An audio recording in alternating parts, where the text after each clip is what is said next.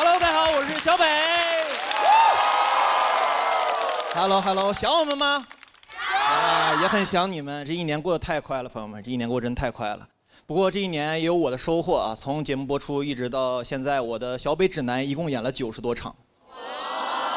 不错。然后有一些脱口秀演员听到之后还跟我开玩笑呢，说小北你怎么演这么多场？家里不会是欠了些钱吧？啊？我说首先这不好笑，其次我跟你熟吗？如果熟的话，能不能借我200？能借我？也不是，就确实家里有点赤字啊，有点赤字啊。首先就是我妈啊，我妈沾染了一些传销啊。但是你们别紧张啊，我妈属于传销的最后一环啊，就是消费者。我什么时候发现我妈开始搞传销的？就是家里面多了很多没用的东西啊。然后我问我妈，我说妈，为什么家里买这么多没用的东西啊？我妈说这个儿子，这些东西都不要钱，这些东西都是买枕头送的。我说妈，我从小睡大那个荞麦枕头不是挺舒服的吗？为什么换这个枕头？我妈说儿子你不懂，这个新枕头能治病。我说妈我没病。我妈说你别废话，躺下试试舒不舒服？我躺下试了一下，怎么说呢？这个枕头特别像指压板改的，很硌得慌。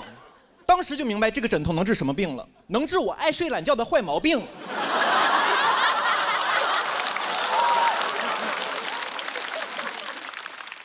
但是我爸从来没有抱怨过我妈一句，从来没有说过我妈一句不是。不是因为我爸这个人多善解人意，是因为他投资也失败了。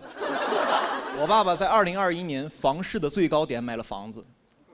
我还清楚记得那个夏天，我回河北老家，我爸开车去机场接我，回去路上我爸一言不发，脸色特别凝重，嘴上起了个大泡。我在副驾驶也不敢说话，都宿舍坐着呢。我爸开着车突然来一句，他说我朋友他儿子有房子，你也得有。当时第一反应心里暖暖的，我说我爸要给我买房子了啊。我爸第2句话说的是我交首付你还房贷。当时有点懵，我说爸，我问你个问题，他儿子有房贷吗？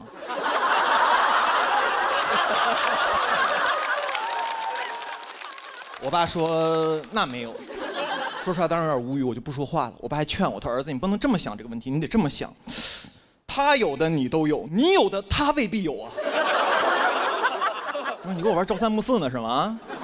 然后我爸当时给我拍了肩膀，跟我说了一句话让我记忆犹新。他拍着我肩膀跟我说的，儿子，现在再不买房就来不及了，现在不出手，以后就很难出手了。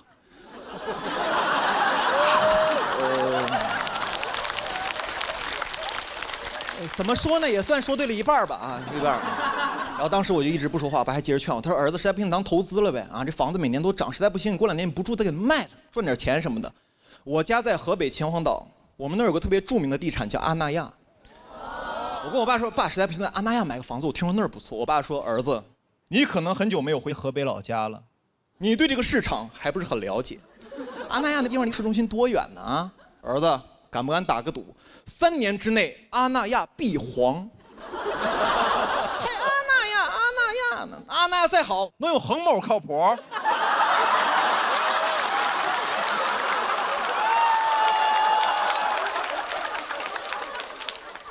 有，朋友们有。我从小到大观察我爸，其实我爸对投资这个事儿一直属于特别稳健的状态。就房地产蓬勃发展这20年，我爸一直属于观望的状态。直到21年直接出手。你就说我爸厉不厉害吧，一出手就有。当时我真是感慨，朋友们，我说我爸真是高手，高手应该在高点入局。我爸特别像盖的一句歌词，就是老子一抬手就能摸到天。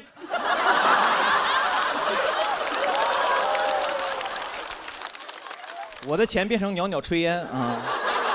这2年我家那块房子跌得太惨了。我跟我爸说，爸，实在不行，再把房子卖了吧。我说亏点我也能接受。我爸跟我说，他说儿子，你对这个市场还不是很了解。爸爸早就挂上去了。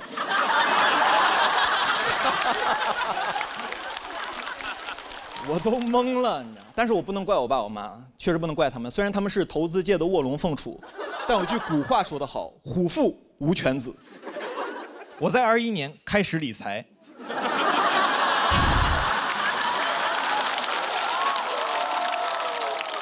当时不知道从哪听一句话，感觉很有道理，就是鸡蛋不能放在同一个篮子里。谁能想到，朋友们，我们一家3口把鸡蛋全摔了啊！鸡蛋不能放哪儿？不能放篮子里啊，放地上啊！不要了，死了得了，你知道。但是就这么投资，我家也不是一个蛋都没剩下啊，我们家剩了3个穷光蛋啊。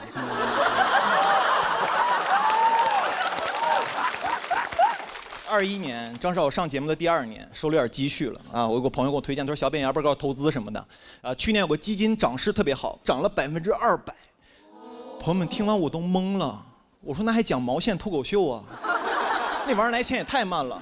聪明人就爱用钱生钱，买啊！当时特别果断。还有一个原因，就是因为当时我爸和我妈都不看好这个。我说这不就有了吗，朋友们啊？排除2个错误答案啊，剩下的 C 不就是正确答案吗？谁能想到啊？这个答案还有个 D 选项，以上全错。我最近看了一下，我买的时候好像是这个基金近10年的最高点。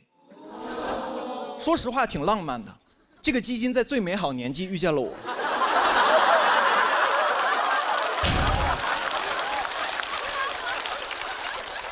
21年，在我家属于一个很特别的年份，我和我爸在不同的领域顶峰相见。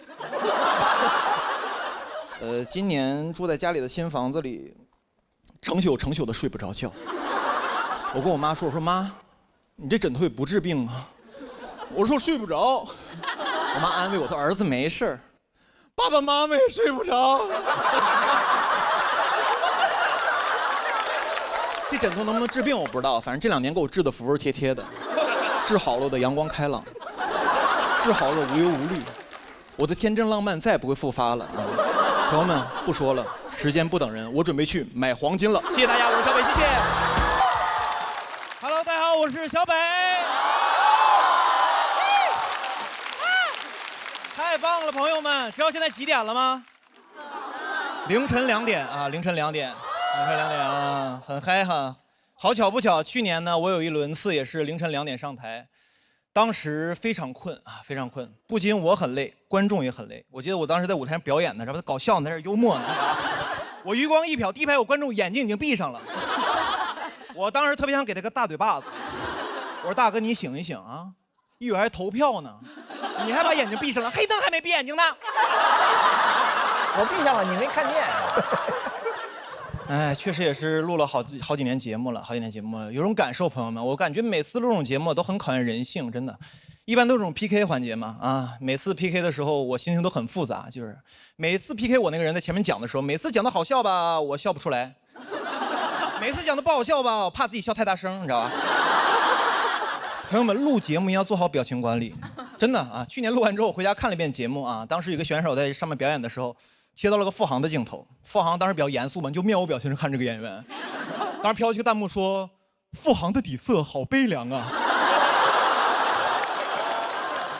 有一次刘洋在上面表演，我也是面无表情地看着他，飘起个弹幕说：“小北有啥不服的啊？”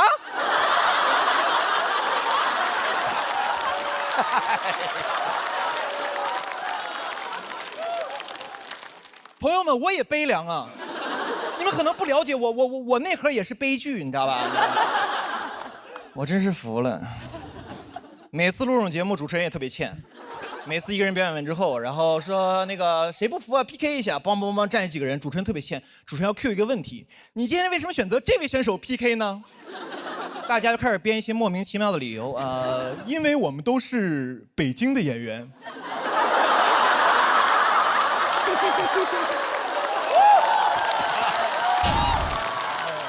因为我们都是中年人。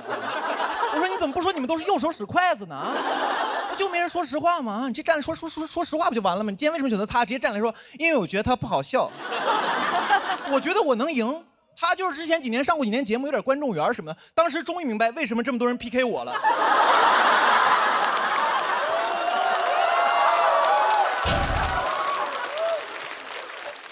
而且演员每次参加这个节目都很体面，每次这种 PK 结束，赢的人、输的人站在台上，赢的人都很体面。每次赢的要帮输的人找补2句。每次一比完，赢的人在旁边说：“其实他线下是个特别好的演员。”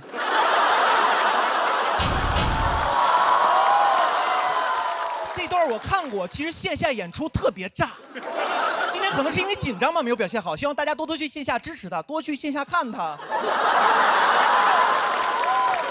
我当时坐旁边，朋友们，我心想，可不得去线下看的吗？线上撩路，不被你这个王八蛋堵死了吗？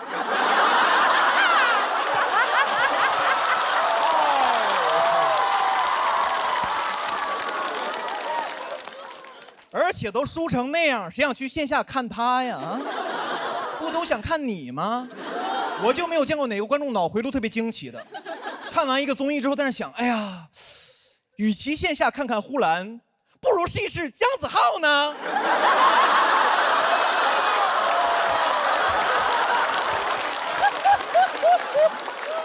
朋友们，姜子浩是个特别难找的案例，有名气不搞笑。不是你们是不是觉得我太刻薄了？你知道吗？其实没有，我跟姜子浩私底下是特别好的朋友，你知道吗？真的，他那段我看过，其实线下演出特别炸，你知道吧？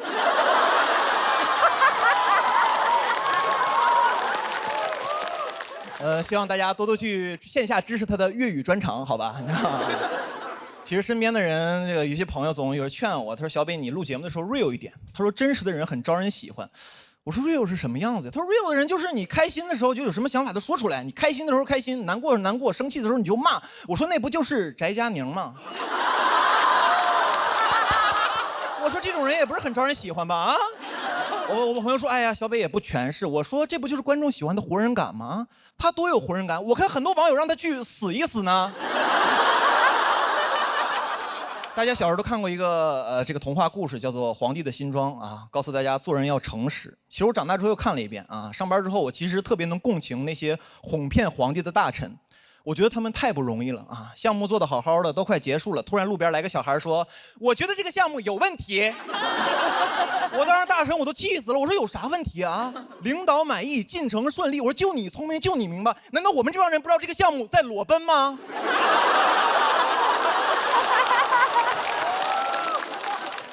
我之前也接过一些台前的工作啊，就是给一些歌手比比划划、评头论足，有点像现在的气氛组，就是。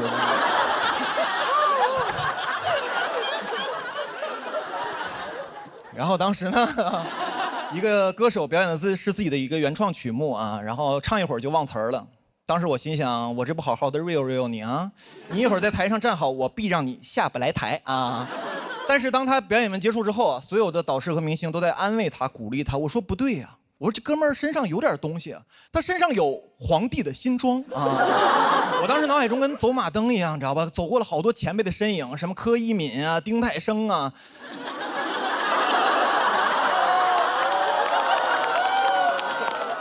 我说我不能步他们的后尘啊，别最后整的活人感有了，活没了，你知道吗？但我心想这不行，我说你们几个从我脑海中出去，何炅、汪涵进来。当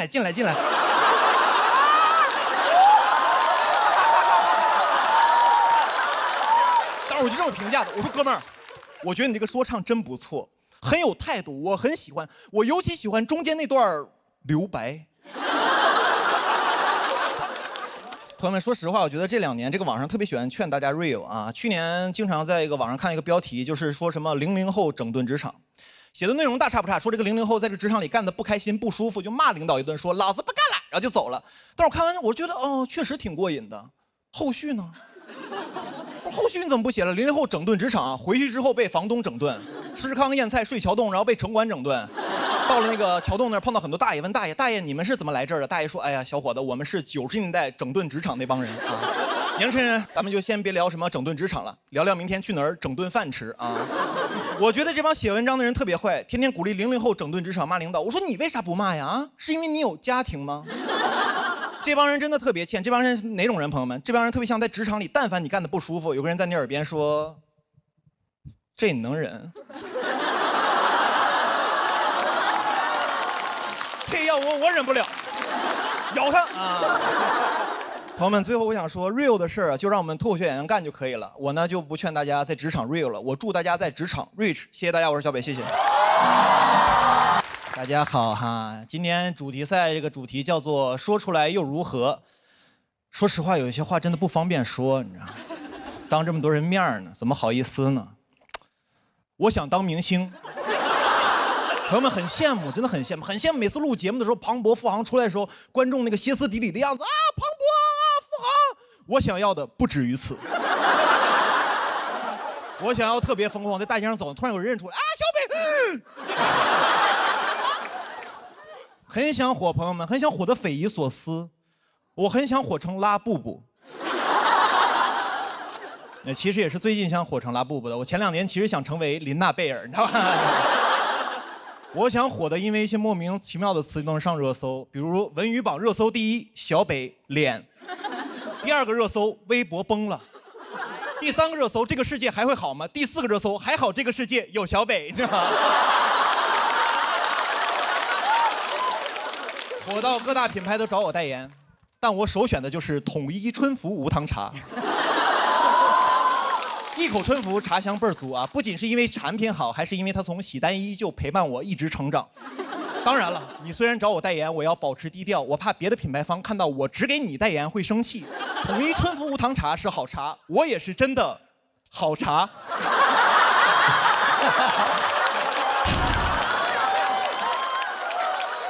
商务写的都这么好笑，你说说还得了啊？朋友们，我想火成什么样子？我想火到现场的嘉宾都不敢点评我，因为他们怕被我的粉丝网暴。即使有嘉宾啊点评我2句，批评我2句，我也不在意，因为我明白他最近想走黑红路线。他说我段子谐音梗全是烂梗，我让他感受一下北家军全军出击。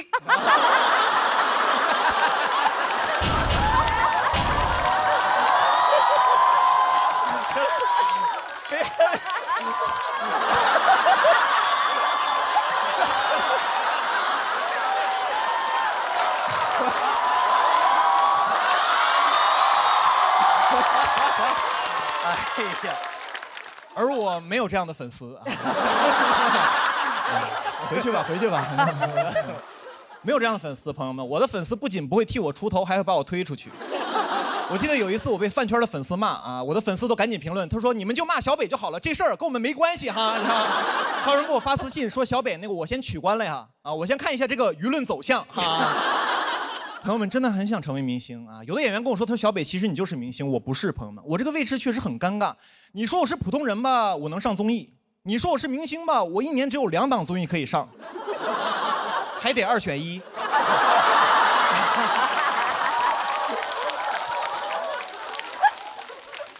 我真的是不算明星，朋友们，我顶多算一个知名老百姓啊。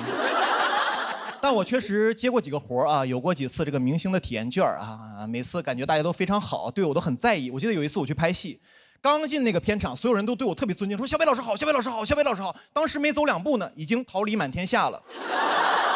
对你也是嘘寒问暖啊。刚才坐在休息室啊，问我北哥那个你想喝点什么咖啡啊？我说都行。他又特别贴心，点了一杯美式，点了一杯拿铁。然后我说你想喝哪杯你就先拿一杯吧。他说他也都行，我俩就僵在那儿了。他特别怕我不好意思，我也特别怕他不好意思，我就最后没办法了。我呢最后呢2杯都喝了一半。中间休息的时候啊，所有演员都在室外等着，因为我是主角嘛，我有个商务车可以待着。当时进了那个商务车，朋友们，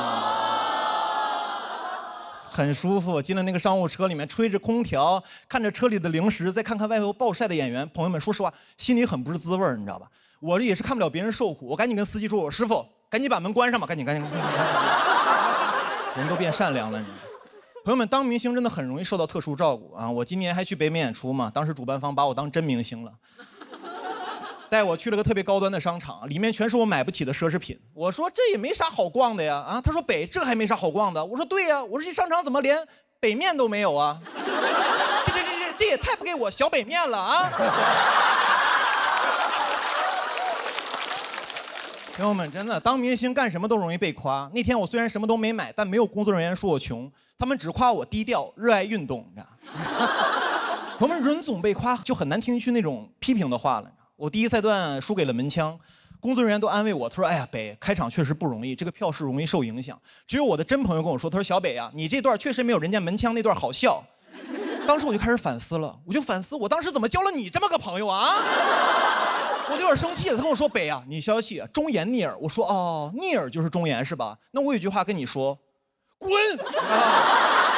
给我气的。但我这个朋友追星，朋友们，他虽然不心疼我，但是他心疼他家的哥哥。有时候跟我讲，他说其实明星很辛苦，小北，明星很辛苦，每天通告很多，作息不规律，熬夜，连续加班，甚至会脱发。我说我身边人都这样啊啊！你不强调这个职业，我以为是程序员呢。哎，他说真的很辛苦，明星很多平时的这个压力大，很容易焦虑、抑郁。我说哪个行业都容易焦虑抑郁啊！我们脱口秀行业就容易焦虑抑郁。如果你们了解我们脱口秀行业的话，你们知道我们很多演员讲脱口秀之前啊就有抑郁症，有的讲着讲着得了抑郁症，有的一开始有抑郁症，讲完脱口秀之后好了，没红又得了抑郁症。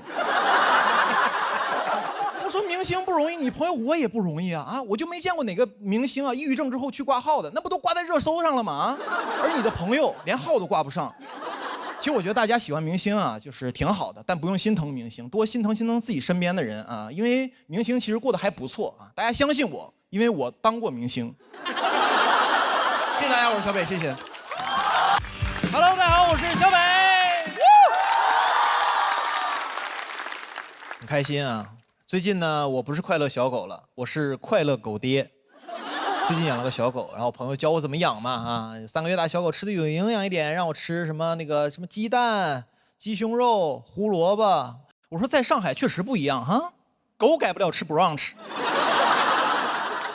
我朋友说再大点可以给它办狗证了。我说什么叫狗证？他说狗证就说明它是条上海狗了。我说这么快就落户了？朋友们，我来上海快7年了，我还没落户呢。我说他凭啥呀？凭他可爱。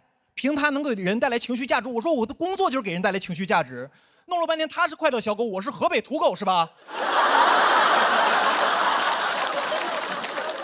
我朋友说狗办狗证很简单，打狂犬疫苗就可以，我说我也打狂犬疫苗了，我真的有点嫉妒他。现在你知道，有时候在外头溜达的时候，我有点吃醋，我想报复社会，我有时候想咬路人一口，还好当时有狗绳牵着我，当时那狗一回头，眼神里感觉就说了一个字 ：no。一个普通人确实在大城市很难落户啊，但是一些品相好年轻人还是不一样。比如有一些海外留学背景的啊，这种算血统比较优良的。我当时有点难受，我说我血统也挺优良的，我是土生土长的河北人，而且我每年参加脱口秀比赛，我说我属于赛级河北人。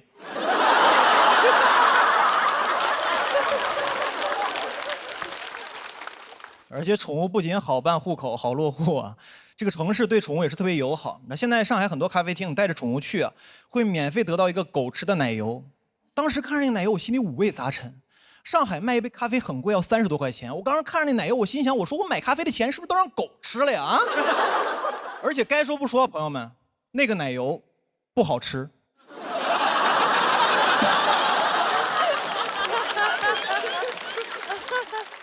然后我就想给它养得好一点嘛，上网我会看很多关于养狗的小秘籍，给它养得好一点。网上有个写的很有意思，他说给狗做绝育手术之后，狗能够多活2到3年，狗的性格会变温顺。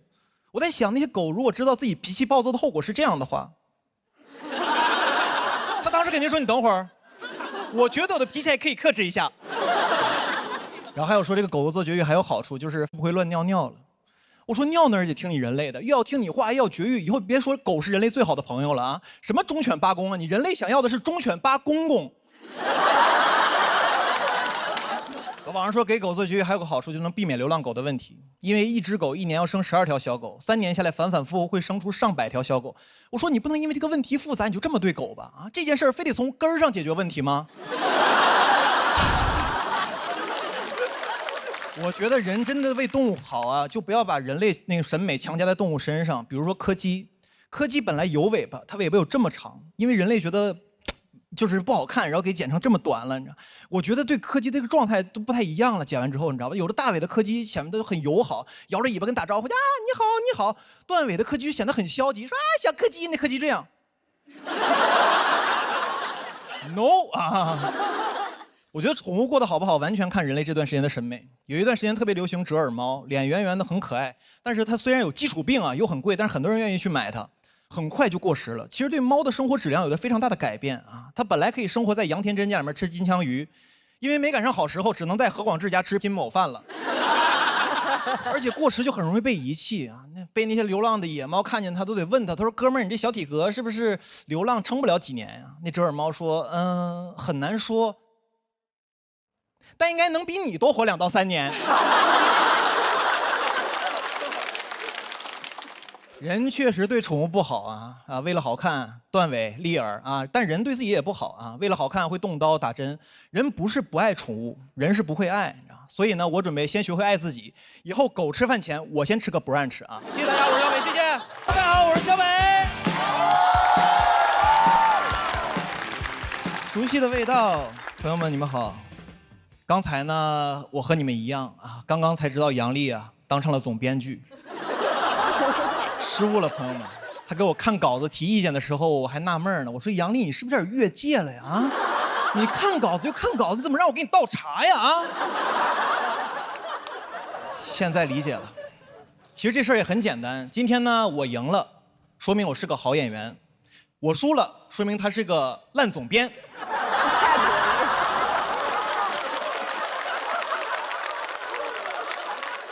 哎，讲讲好久不见了，然后讲讲去年。去年在我人生中发生一个特别大的事情，朋友们，去年我同居了，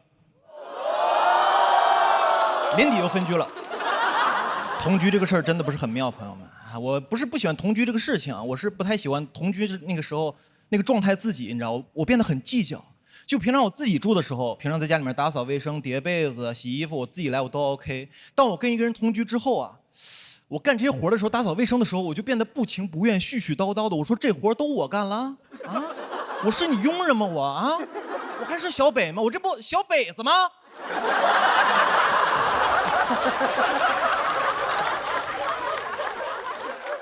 而且好多事都要迁就对方，你知道，我自己住的时候，我饿了，我自己订外卖吃就非常方便。当我跟一个人住的时候，我订外卖我就问对方，我说我饿了，我要订外卖，你吃吗？他说我不吃，我会重复的再问一遍，我说你确认这个外卖到了之后你也不饿吗？如果这个外卖到了之后你饿了，你吃我外卖的话，我就有点生气了啊，因为我这人比较护食，我是狗。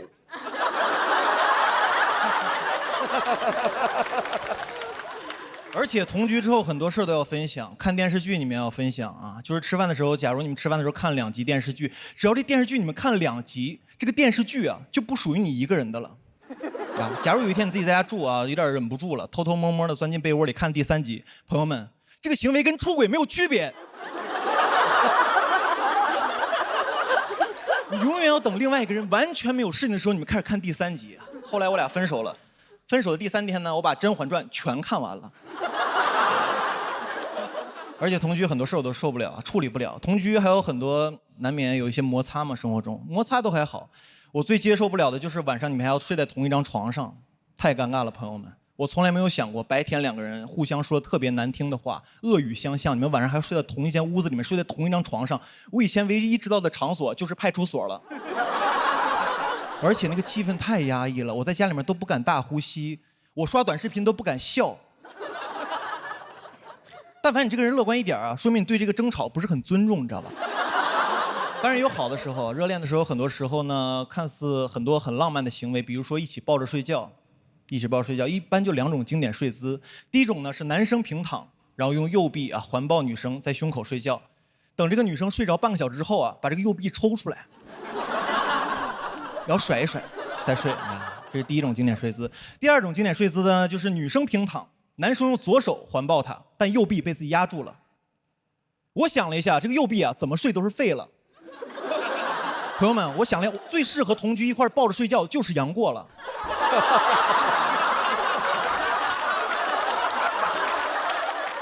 而且2个人睡觉真的不是很舒服，因为我属于神经比较衰弱的那种人，你知道，我觉特别轻，我特别怕旁边人发出动静，就打呼噜啊什么的。其实打呼噜打得匀都还好，我就怕那种打得不匀的，打着打着突然停了，我这神经衰弱，我能睡着，我蹬一就起来，我说看见鼻息，看见鼻息，怎么没鼻息了呀？啊，我手麻了。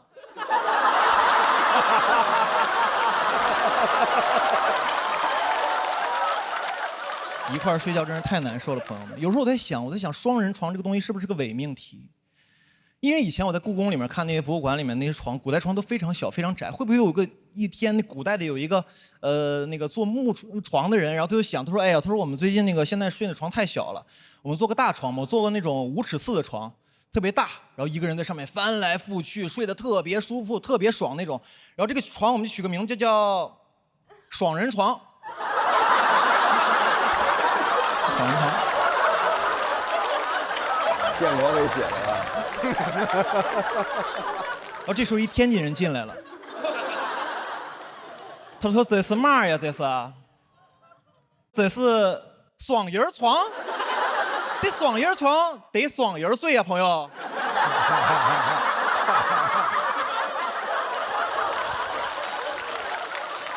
晚上听这个还不来劲啊？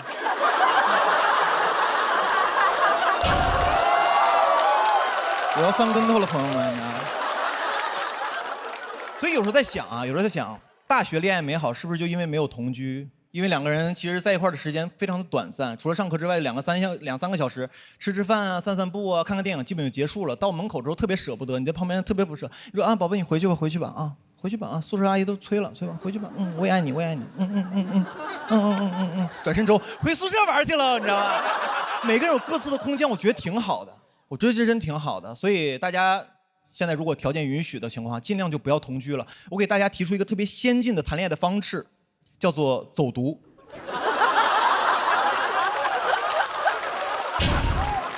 走读真不错，朋友们，走读真挺好的。但是呢，劝大家也不要走太远，不然像我这样呢，很容易不小心就被开除了。谢谢大家，我是小北，谢谢。Hello， 大家好，我是小北。赛制很激烈，每次这种都是特别残酷。但是其实我们脱口秀演员私底下关系还挺好的，尤其是去年经常一块吃饭、抱团取暖什么的。一块吃饭互相安慰，然后经常吃饭的时候就聊天嘛，聊着没人聊的就聊点去年特别流行那个 MBTI， 你知道吧？有人就问我，他说小北你是什么 MBTI？ 我说我没做过，他说你不用做了，你就是快乐小狗，你就是快乐小狗，阳光开朗，你就是快乐小狗啊！我回家做了一下，发现我是指挥官，说实话有点不满意，然后我又做了几遍，直到做成了快乐小狗。我甚至上网查了一下攻略，怎么做能够成为快乐小狗？我现在就是快乐小狗。有可能上升是指挥官，人说不准，你知道吗？一直以为自己特别开朗，直到去年发生一个事，然后改变了对自己的印象。去年我去剪头发的时候，剪着，理发师跟我说：“小北你有点不对劲儿啊，你好像斑秃了。”当时我第一反应，我说：“你剪错了就剪错了，你说我有病是有点过分了。”拿镜子给我一看，确实有点掉了几块啊，那个脑袋呀，就怎么说呢，有点像被那个机关枪扫过了一样，就突，你知道吧？这不好笑，突。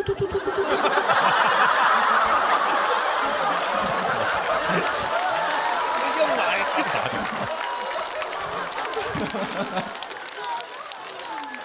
说实话，当时有点悲伤，你知道，看着镜子里自己，我就在想，我说我不是快乐小狗吗？合着狗是斑点狗啊？看着头上那几块空白，我就在想，我说这是什么呀？为什么会出现我身上啊？为什么我头顶会出现麦田怪圈啊？就怎么能那么整齐的掉一大片呢？我平常也掉头发，但是都是特别均匀的分布在各个地方。这次掉的也太集中了，感觉跟商量好的一样啊！有根头发就说，他说哥几个，我准备出去创业了，有没有人跟我去爱奇艺？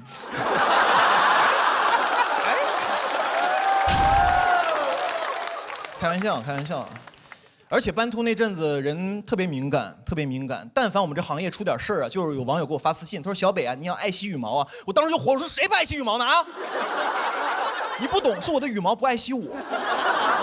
我后面有点紧张，还是去看了皮肤科，去医院看了，然后医生非常淡定，他说现在上海很多年轻人都有这个状况，都会斑秃啊，很多人因为焦虑压力大。我说大夫不可能，我是快乐小狗。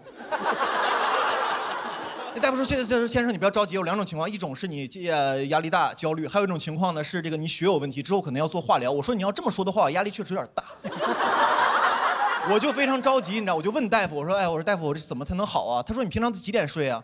我说：“这个平常晚的话就是8、9点，早的话就是12点。”大夫说：“我有点没听懂。”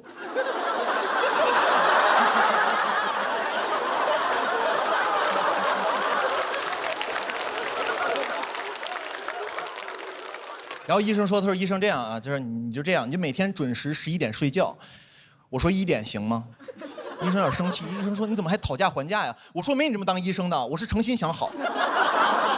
12点半行不行啊？不行的话，我去隔壁看看别的专家。”你知道吗？然后医生说，还有一部分原因是因为你免疫力下降，然后饮食需要注意一点。然后我朋友就给我推荐什么地中海饮食法，我当时有点生气，我说有点过分了，我这是斑秃还没到地中海呢是吧？我说有没有那种乌黑浓密的饮食法，你知道吗？然后我就看了一下那个地中海饮食法，我不知道你们有没有试过啊？其中有一项就特别有意思，他说，你早上起来空腹喝1小杯的橄榄油，神奇吧？没听说过吧？就喝1小杯橄榄油，然后再吃点生菜，在肚子里面呢搅拌一下。我当时心想，我说这沙拉非得分开吃吗？啊，我说这什么饮食方式？我说这个肚子跟个锅一样，先喝口油呛锅。我说怎么想的喝橄榄油？我说那玩意儿能喝吗？谁会喝那玩意儿啊？我喝了，太难喝了。那次喝橄榄油怎么说呢？就感觉有点挂壁。很多东西放到嘴里啊，一不注意啊，它就滑下去了。吃葡萄滑下去了，瓜子滑下去了，口香糖滑下去了，你知道吗？后来发现这个牙线也没有那么难消化，你知道吧？然后网上还跟我说，他说健康的生活方式最好是那种饮食清淡、少油少盐、定期运动、适度交友。我说这个生活方式怎么跟狗一样啊？还有些人把自己那个体脂练得特别低啊，就感觉这个人啊特别的柴，你知道吧？我当时一看这人，我说柴犬。而且那些体脂特别低的人，我在想那些健身的人真的开心的吗？你们见过那些人吗？体脂特别低那种，跟穿个羽绒服一样。他们最开心的时候就是健身打比赛的时候，每次都这样。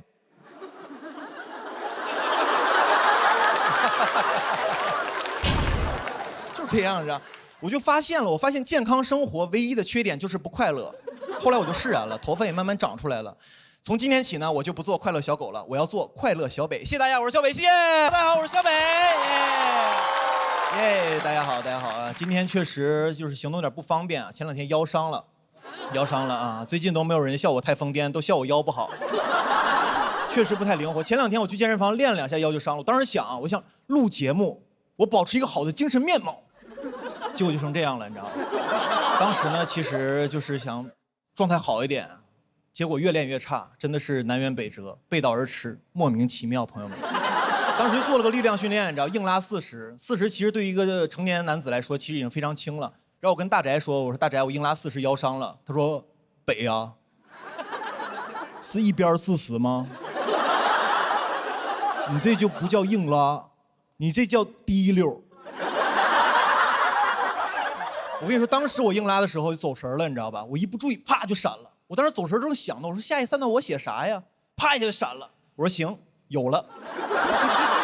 然后我就直接去医院了，你知道吗？你们说巧不巧？这个医院呀，离健身房就1个路口，我都怀疑是一个人开的。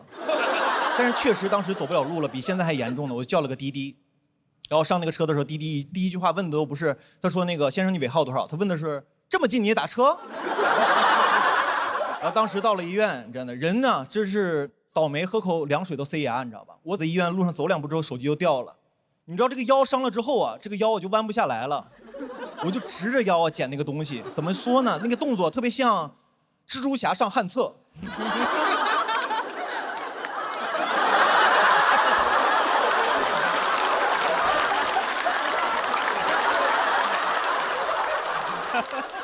前2天参加一个越野跑活动，其实这个活很久没接活了。我朋友对接过来，他说小北有个越野跑的活，不过预算有点少。我说多少？他说参加完送你双鞋子。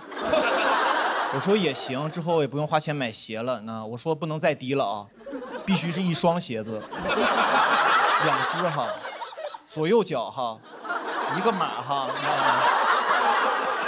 你们了解越野跑吗？那天我也是跑完之后才了解。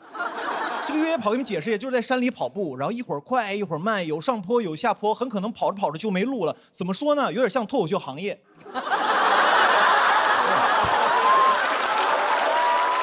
我说这个是我领域啊，跑一跑。那次我跑的是12公里，其实，在越野跑里面算比较短的了，一般还有那种100公里的。当时我听的100公里我都惊了，我说这还是运动吗？这不逃难吗？当时出发前我跟我爷打电话呢，我爷说哦，他说这个现在叫越野跑啊，我小时候叫闯关东。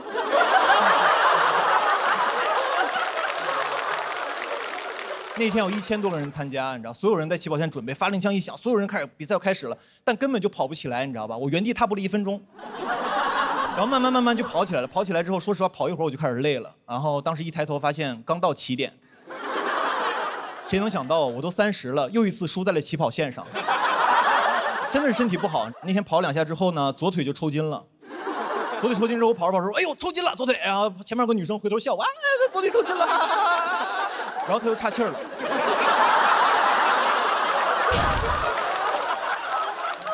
运动真的要专注，朋友们，你知道吧？看看我这个腰，现在啊，那天我越野跑听到最多的一句话就是让一下，加油，让一下，听得我直生气。我心想你们骂人可真难听啊，但我又追不上，你知道吗？当时气得我直跺脚。后来右腿抽筋了，而且这个越野跑中段的时候就进山里了嘛，山里面有一些村子，你知道吧？村子里面有很多老大爷就背着手看我们，看我们之后我还贫呢，我跟那个大爷说，我说大爷，你看我们干脆不干脆啊？那个大爷说好 City 啊。我说大爷你也太时髦了啊！我想请你喝一杯 Uncle Lau， 这可是大家都爱喝的国民白酒，老村长，口感柔不上头，真正纯粮酒，真的很 City。真润啊！然后那个约跑非常长，然后中间就有几个补给站，因为我跑的确实有点慢啊，每次到补给站的时候，那个西瓜都被吃完了。每次那个补给站就给我留点西瓜皮，你知道吧？但你别说，累的时候真是吃啥都香。但我觉得这个补给身体啊，不如补给我的斗志。我觉得你补给点你就放点现金，你第一个补给点放100，第二个放300，你就递增。如果给我换成硬币铺一路就更好了。具体的可以参考《神庙逃亡》。那我感觉我能一直不停的跑，一直不停的捡钱。以后我在越野跑圈就有个闻风丧胆的名号，小北 AKA 暴走存钱罐。我呢，其实一直在队尾不紧不慢的跑，跑得有点慢，因为是个邀请的活动。中间呢，然后那工作人员还给我发微信，他说小北加油，终点等你。后来发的是小北你快跑2步，都等你下班呢。当然最后我还是完赛了，因为后半程呢我全力冲刺，因为他们最后给我发的微信是，他说小北你在哪儿呢？发个定位，山里有狼。那天回去之后呢，说实话我有点受打击。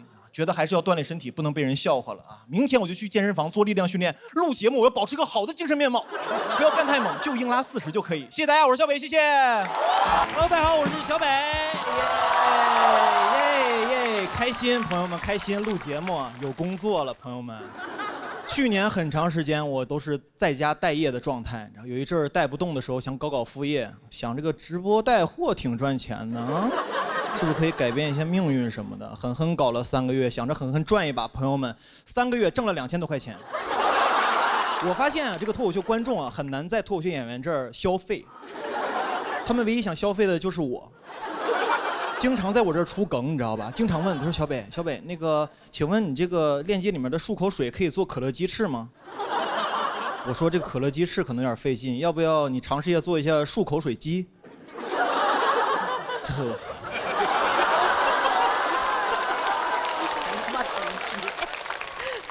很多人还有人问我，他说小北，你为什么不卖点美妆产品？之前不是做过美妆博主吗？我说我是做过，后来不是转行了吗？有点忘了，以前那个腮红画在脸颊，后来不是画在鼻头了吗？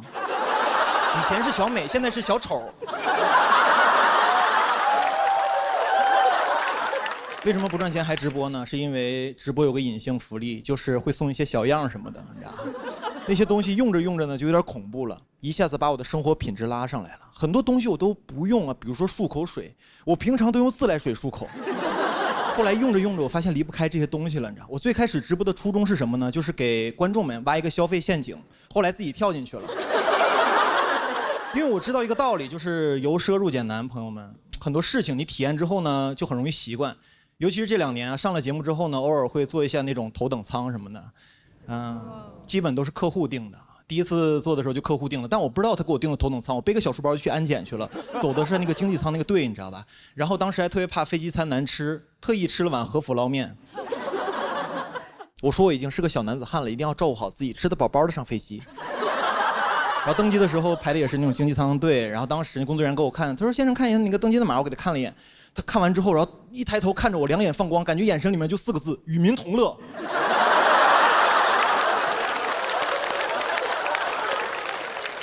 然后我就继续往那个经济舱走，走的时候，然后空姐在门口说：“哎，先生，看一下你的位置。”我看了一眼，她说：“哦，先生，你应该往左走。”我说：“左面是货舱吗？”他说您是头等舱。我说我是头等舱。他说对，您是头等。我说我是头等舱。那感觉就是哇，哥们儿，你混出头了，你知道吧？然后往左走的时候，说实话，当时还是穷人思维，你知道吗？往头等舱走的时候，我在心里想，我说这客户也太乱花钱了。我说订个经济舱就行了，你可以把钱折给我呀，对吧？但是当时还是想体验一下，到了头等舱之后非常新鲜，然后当时坐在那儿，这个很多东西都不一样，空姐也不太一样，你知道吗？当时我刚坐那儿，空姐啪一下就跑过来，然后过我旁边了，当时我都懵了，我说你要跟我求婚吗？还是？然后他非常熟练地说我的信息，他说你好，请问是林先生吗？我对，他说这个飞机是从上海飞往北京的，我说对，他说您是第2次乘坐我们航空公司，我说对，我说你怎么问我这么多问题啊？那个我还是河北秦皇岛人，我是13年读的大学，17年毕业，后来找不到工作讲脱口秀，对，我说这个东西也不是我定的，我说客户给我定的，我要是不行坐后面也行，那个我说你蹲着累不累？要不你坐会儿我蹲会儿。然后呢，其实也没有问这么多啊，就是很关心我。然后他就问我，他说：“先生，我们一会儿有这个头等舱特殊的餐食，你要吃吗？”然后看了一下，很丰盛。但我说我刚才吃了和府捞面了。他说：“哦，您的意思是不使用餐食了是吗？”我说：“我可没这么说哈。”别吃。然后呢，他就走了，我就开始参观那个头等舱。头等舱确实很贴心，准备了很多东西，小毛毯、小枕头，还有小拖鞋，我都用了用。拖鞋我也换上了。虽然那天我穿的就是拖鞋，然后那个椅子特别舒服，还能躺下，我就躺了几分钟。然后空姐马上过来说：“啊，先生，您是要休息一会儿吗？”我说：“啊，对，我想躺一会儿。”他说：“一会儿那用餐时间还要叫醒你吗？”我说：“一定要打扰我。无论如何，必要时可以心肺复苏。”说实话，我还是不太放心他，因为毕竟是第一次见，我特意定了个闹钟。但话说回来，朋友们，人心里装事儿，确实睡不着觉。然后当时就特别无聊嘛，我就特别好奇，这个头等舱的旅客一般坐飞机的时候干嘛呀？我就看了一下，那很多商务人士穿着西装革履，打开笔记本啊，开始写，就是办公什么的。当时我看的时候，我说我也办会儿工啊，我把我那小平板打开了，你知道，我说我准备写会儿段子。朋友们根本写不出来，一点负面情绪都没有。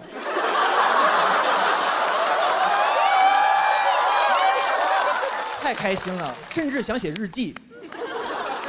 今天我终于明白了一个道理，为什么有些脱口秀演员挣钱之后就变得不好笑了。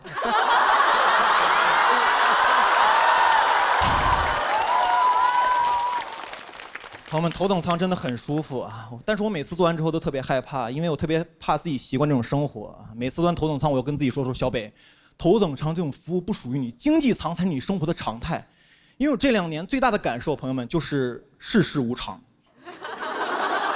很多事儿体验着，你就没有机会再体验了，你知道吧？那种生活对我来说很不踏实啊。我踏实的还是每次回到我老家河北的时候，然后出火车站打个出租车，一上去你就问师傅，你说师傅，那个天太热，能给我开会空调吗？他说空调不要钱呀。我说舒服了，这才是我生活的常态。然后我跟他说，师傅，我去哪个小区？他说怎么走啊？我说我也不太清楚。他说你有导航吗？我说师傅，你为啥不导航啊？他说我手机导航的话，怎么刷短视频呢？当时我坐在副驾，司机不知道方向，只有我知道方向。我觉得我是这个出租车的领航员。朋友们，做什么事儿不重要，知道方向才重要。谢谢大家，我是小北，谢谢。Hello， 大家好，我是小北。很开心，观众朋友太热情了。最近呢，我也在巡演本人的演出《小北指南》，每次观众也很热情，每次一出场的时候，观众们欢呼、鼓掌、拍照都特别开心。什么时候不开心？就你演个5分钟、10分钟之后啊，你发现有几个观众脸突然就亮了，有几个人就开始在那玩手机了，这光从下面打到脸上跟个鬼一样，你知道吗？但其实我特别理解，因为手机确实太好玩了。我现在也特别爱玩手机，我很难干一件事不玩手机，你知道。现在我吃饭的时候，打开那个外卖盒子，打开一个电视剧，打开手机的朋友圈，就我脸冲的一个方向的五官都不一样，你知道吧？像我一个朋友小佳，哎呀，而且这个电子设备现在有个功能，就是每天提醒你，就是用电子设备的总时长。他有一天提醒我每天玩电子设备的总时长是25个小时，我都懵了，你知道吧？我尤其喜欢刷短视频，现在短视频都有一个用户画像嘛，然后我的用户画像肯定特别奇怪，因为我平常喜欢刷一些 NBA 的视频，喜欢刷一些黑人笑话，喜欢刷一些冬泳的老头儿，我的画像很可能是一个喜欢黑皮体育生的老太太，很变态，但就是我。而且现在我玩手机玩都魔怔了，我看很多事儿都容易走神呢。比如看电影，今年有个电影叫《周处除三害》，你们看了吗？最后那个主角行刑的时候，给准备了一桌子饭菜、香烟、啤酒。我就有一个问题，我说手机呢？我这顿饭没有手机，我死都吃不下去，你知道吧？我现在太爱玩手机了，而且手机的信息量太大了，我玩不了手机，我特别焦虑，特别着急。现在不仅我，很多人坐飞机没有网，他都会焦虑，你知道？然后很多人在飞机上没有事干的时候，就会打开自己的相册，回忆自己的生平。我前2年过得还挺好的，怎么去年怎么成这样了呀？有一次我坐飞机的时候没网，特别着急，我突然就闪了一个念头，我说飞机怎么这么慢呢？我有这个想法几秒钟之后，我反思，我说小北这已经是最快的交通工具了，你知道？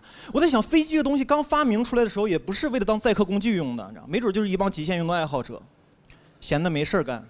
莱特兄弟那哥跟弟弟说：“的弟弟，我最近想飞。”那弟弟没有骂他，说：“你有病吧？”弟弟说：“我说我也是，要不咱俩是莱特兄弟呢？”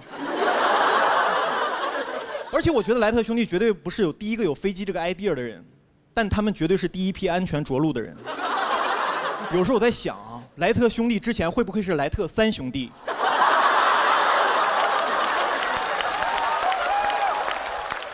现在大家活都太着急了，经常下班晚高峰，那个高峰路上堵得死死的，然后就有一个人开始鸣笛，特别焦躁，也不知道在干嘛，也不是催谁，就是发泄情绪，你知道，哔哔一直摁，然后别的司机也开始摁喇叭，就一个开始叫，几个就开始回应，那个场景怎么说呢？有点像农村夜里的狗。我觉得现在大家路怒太严重了，我发小就是，你知道，但我发小路怒的特别均衡，就是他开车的时候会骂行人，走路的时候骂司机，但是走路的人和开车的人都会骂一种人，就是电瓶车。电瓶车骂谁呢？还是电瓶车。电瓶车这人太厉害了，不仅谁都骂，还哪儿都能去。机动车道、非机动车道、人行道，感觉在哪个道上都不太要命。我看出来了，这个电动车呀能混黑白两道。而且骑电瓶车的人，我觉得有一句人生格言，就是“道可道，非常道”。你问他谁说的，他特别自信，老子。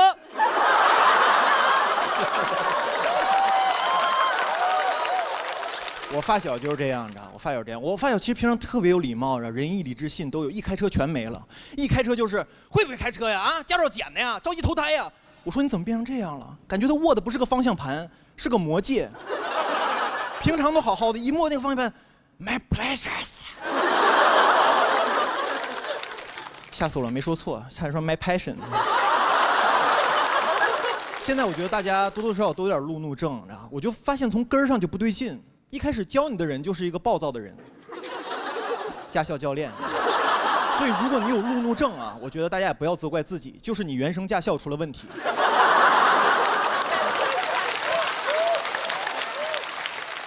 朋友们，你们想一想，你们开车的时候是不是易怒，难以建立信任，感情冷漠，难以共情？这都是你在教练的耳濡目染学来的，你知道吧？讨厌教练，理解教练，成为教练。